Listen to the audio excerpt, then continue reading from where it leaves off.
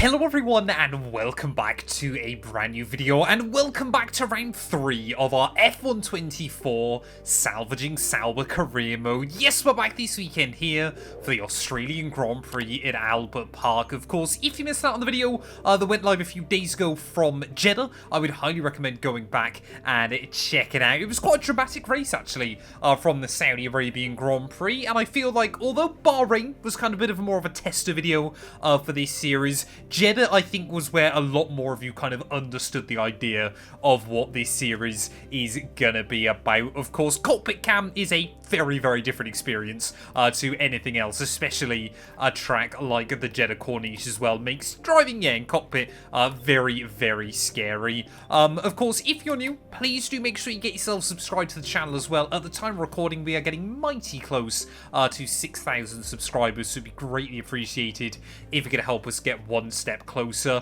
We have got a lot of upgrades still, hopefully going onto the car in the next few race weekends. You can see Bottas, though, is pretty much doing everything at the moment, trying to get upgrades into the car. But far more importantly than that, already after just 2 races, we've got our first secret meeting in this game. I'm very interested just to see who wants to sign our name. Well, there we go then. Very, very interesting. So Alpine looking to try and sign us at some point in the next few races. Obviously got 10th and 11th out in Bahrain.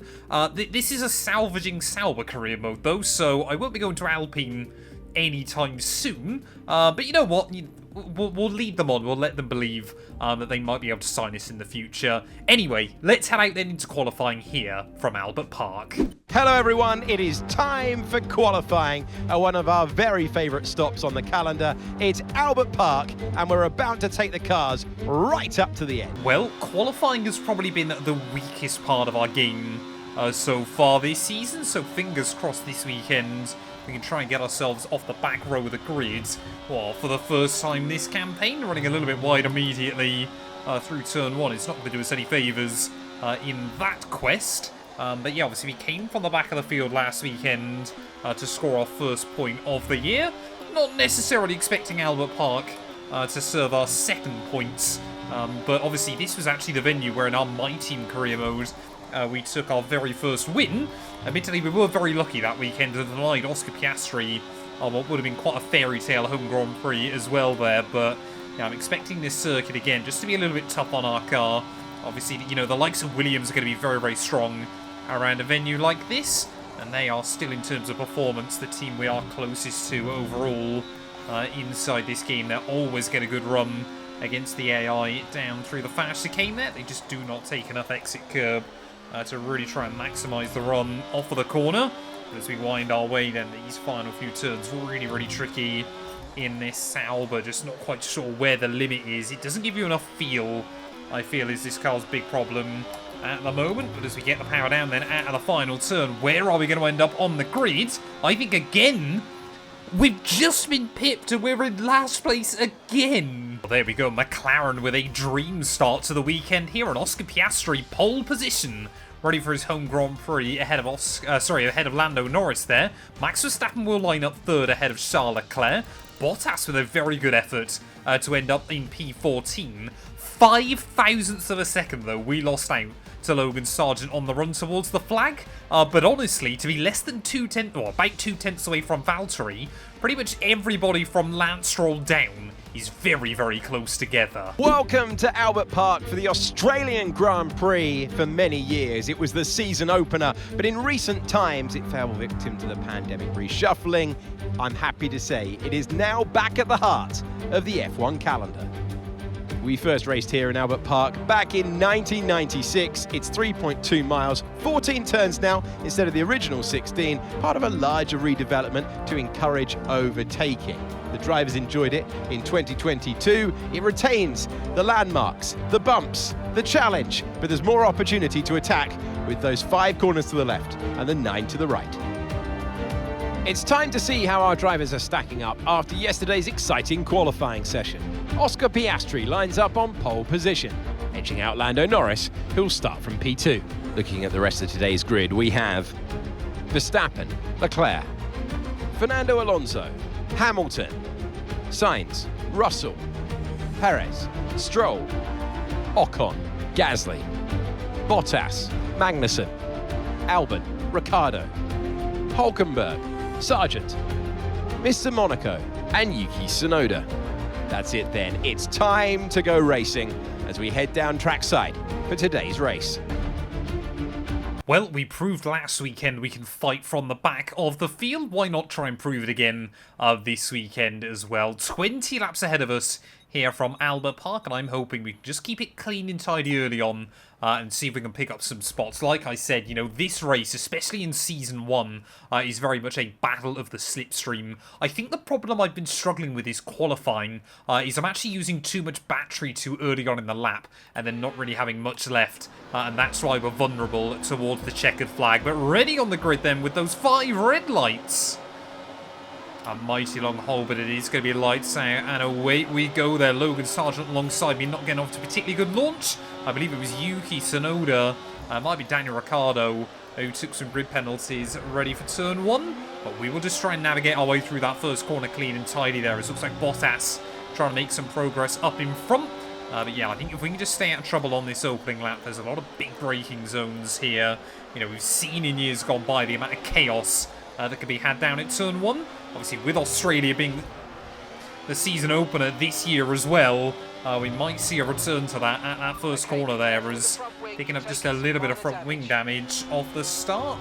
Not too happy about that there. Just again, the AI really concertinaing up. So yeah, that was Daniel Ricciardo then just in front of me, who just parked it on the exit of the corner. Obviously, fun fact, I've actually driven around this race circuit actually fairly recently. I believe it's the first time we've come back to Albert Park since I've done that. So it does always feel quite weird, kind of coming back to this circuit in game, kind of knowing that I've been around these roads in real life. I'd love to move to Melbourne and potentially spend a few years there, but I think for lap 1, that might be the quickest I've ever kind of gone off topic in my ramblings. As again, Ricciardo just a little bit slow through that final corner. I've got no idea, though, who's leading the way, but I hope for their sake it's Oscar Piastri. This is already starting to feel like a quintessential F1 2024 race at the moment, especially around a track like Albert Park, where the DRS zones are kind of at opposite ends of the layout. Just so difficult to really do anything. You know, when you're stuck in a DRS train, I'm pretty certain our top 10, we have kind of formed into those 2 groups of, you know, your big 5 teams and then your bottom 5 teams. As soon as I say that, it looks like something's happened at the road, which has bunched everybody back up together. At the moment, though, with the front wing damage, we're able to hang with these guys pretty comfortably, but I don't think we're going to be able to make any moves. I'm looking at potentially changing the wing and then trying to bolt on softs for the second half, just so we can try and go uber aggressive here. Let's see if we can get a run on Daniel Ricciardo, though, to make our way down the back straight. Of course, we've got to be careful of the battery usage. I mean, we use most of it just to try and get near him. The Australian there just with a bit more to run. And you can see, try to have a look around the outside of one of the Haas cars, but definitely no room there for Daniel Ricciardo, who desperately, I'm sure, would love to make an impact at his home Grand Prix. We will commit, though, to the inside, down at the not the hairpin, sorry, the 90-degree right-hander. And up then into 17th place. Oh, Hulkenberg as well. They're just starting to struggle to keep up with those cars in front. Ferrari power versus Ferrari power. We will go late on the brakes and get around the outside there. That was a big, big send. And although the one on Daniel Ricciardo still felt like a pretty brave manoeuvre, that's one of those ones that feels really scary to try and pull off in cockpit cam. Because obviously, although we have got the kind of information... They've got some kind of mechanical problem. Okay, well, Logan Sargent then is going to be even slower than normal, apparently. Didn't know that was possible for the American, but there we are. But yeah, just so tricky to really try and time those moves. I wish the mirrors were properly adjusted. I hope it's something they fix for F1 25. Because, yeah, I must admit, apart from that cockpit cam is really good fun. Oh, we've got yellows, Someone's broken down. Not too sure where there's a stranded car or anything like that. There's a big snap oversteer to try and put the power down. Oh, it's another McLaren. I don't know if that's Oscar Piastri. It's Norris. So, well, he's runner-up in the World Championship at the moment, Lando Norris, but he is our first retirement of the afternoon and a second McLaren this year. Oh, goes up in smoke. McLaren have desperately got to fix their reliability. But of course, what that now also means is for the likes of Alpine and all of your other backmarkers, there could be a chance at points. This is one of the other things I know I've talked about before, but I feel like in the early seasons of F1 career modes, the races can be a whole lot more strategic. Where, you know, you haven't got basically unlimited battery and everything else. It feels like these races, you have got to try and play your move a little bit more, you know, kind of plan ahead and everything like that. As again, we just run a little bit wide through turn 1. Team want me to box at the end of this lap, but I want to try and extend the stint a little bit further. The only problem is we're going to have to go over half distance because obviously Bottas will want to box next lap. And how much is everybody bunching up? I'm sure we're going to see plenty of cars dive into the pit lane. Yes, we do. So both Saubers opting to stay out there then. So I think we should get both cars into the points temporarily. Yes, we will. So 7th and 8th then. This would be a pretty good result if we could finish here. I guess now we've got to hope for a red flag. But I think Bottas might have lost the DRS to the car in front. And I might now have lost it to him. Team just starting to warn me then about the lack of grip left on these tyres. But as everybody else then into the pit lane, I believe for the first time ever in this series, we are going to get a lap lead under our belt, hopefully. As everybody else then into the pits, I think we should be out in P1 unless someone's tried to extend their stint a little bit longer as well. So I cannot get that line right down at the first corner. But yeah, we are going to box through at the end of this lap. Yes, I know. No, just let me dive in at the end of this lap mark. The other thing I'm definitely struggling with in a couple of spots is just putting the outside wheel onto the grass on corner entry, of course, trying to open up every corner as best as we can. But that can be quite tricky to do. As yeah, we were P1 then. Very, very odd that it just informs you that you constantly got a pit at the end of the lap rather than telling you your position as well.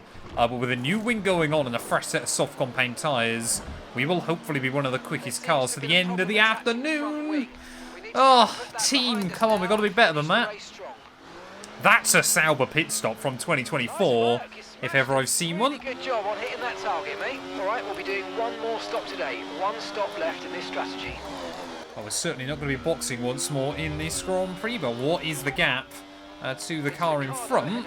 And gap to the car in front, 3.3 seconds. Okay, they're on fresh hards. Their tyres are just one lap old. And the time last lap, 1:24.6.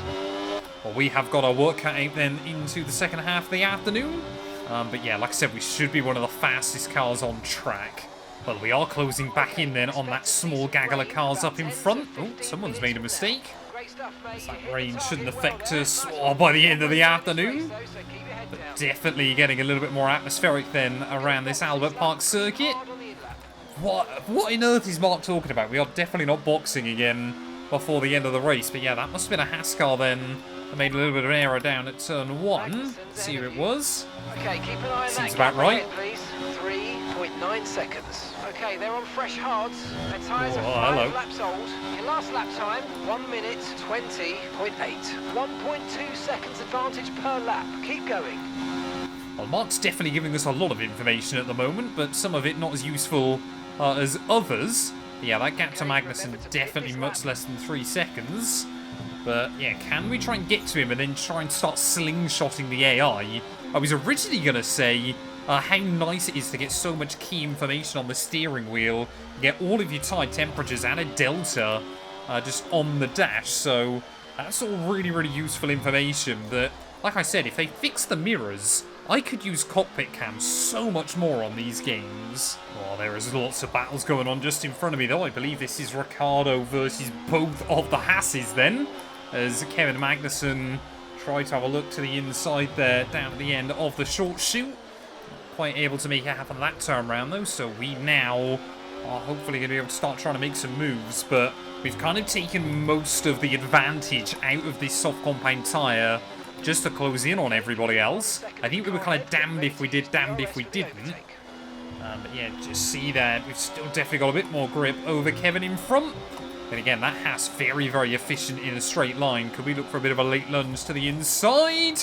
Oh, yes we can, but far too aggressive there. Lucky not to lose the wing on Ricciardo for the second time today. And we're all still where we were. Ricciardo then having a look to the outside, I think, of Nico Hülkenberg. He thought about it once, tucked back in. thought about it again, and then you can see that time round committing, flying around the outside of the second Haas. So yeah, they're really having quite a torrid weekend here, as now Magnussen will try and go for a move on his teammate as well. I don't believe Hulkenberg's got any issues. I think he's just drained his battery a little bit sooner than he probably would have wanted to. And we try and follow the other two by to the inside. Oh, Hulkenberg kind of had to jump out the way there at the last moment. But we will slip through. Oh, we've got more yellows. We've got more yellows. Who now is breaking down towards the end of the afternoon, or maybe has had a spin? I think we're a bit too late for a red flag late on in the day. Please don't say it's Valtteri Bottas. It is!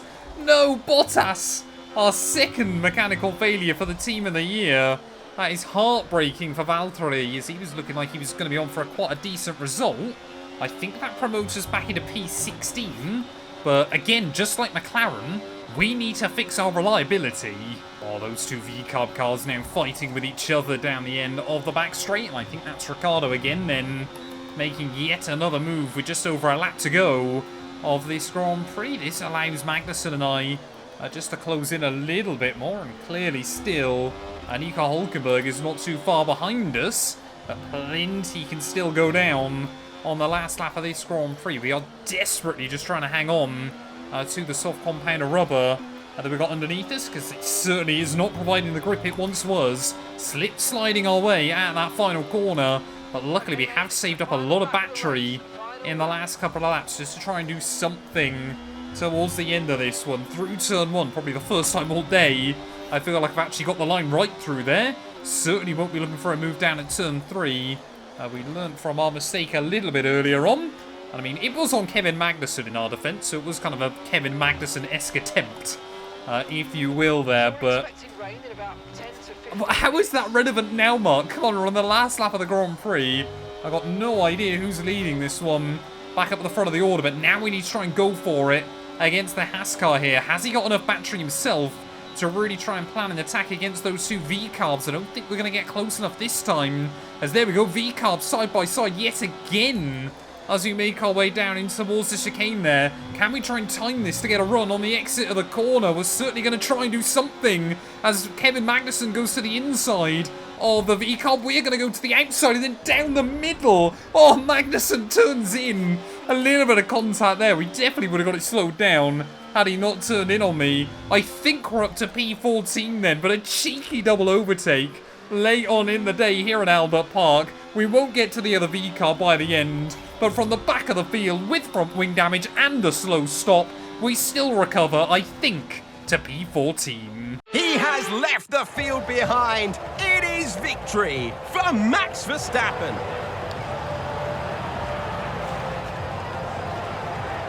Wow, that race really kept us on our toes with the ever-changing weather conditions.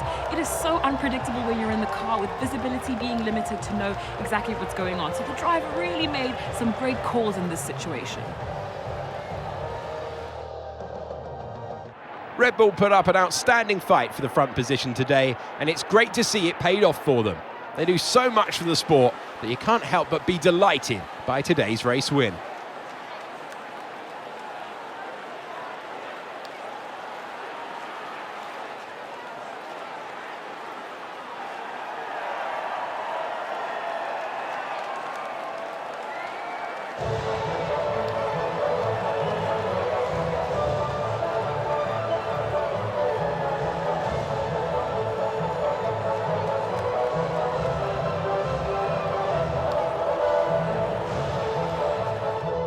Well, there we go then. I didn't even realise, but we did set the fastest lap of the Grand Prix, so I think we can be pretty happy with that one there of a 1 minute 19.1. But Max Verstappen takes the victory ahead of both Spaniards of Alonso and Carlos Sainz, and Oscar Piastri, despite his teammate not seeing the checkered flag, he still couldn't get that McLaren onto the podium. So Australia's wait for a home race podium will have to wait yet another year there. Charles Leclerc beats out Hamilton, Perez, Russell down in P8 in the end, and both Alpines getting the jump on Lance Stroll there to get a double points haul on the board for them. Albon beats out Tsunoda. We beat out Daniel Ricciardo and both of those Haas cars there, with Sargent a bit of a distant P18 and the last of our Grand Prix finishes there, with Valtteri Bottas and Lando Norris both failing to see the checkered flag. What does that do, though, to our championship? Well, it means Verstappen now has a 24-point buffer over Carlos Sainz into P2 overall, thanks to his 3 third places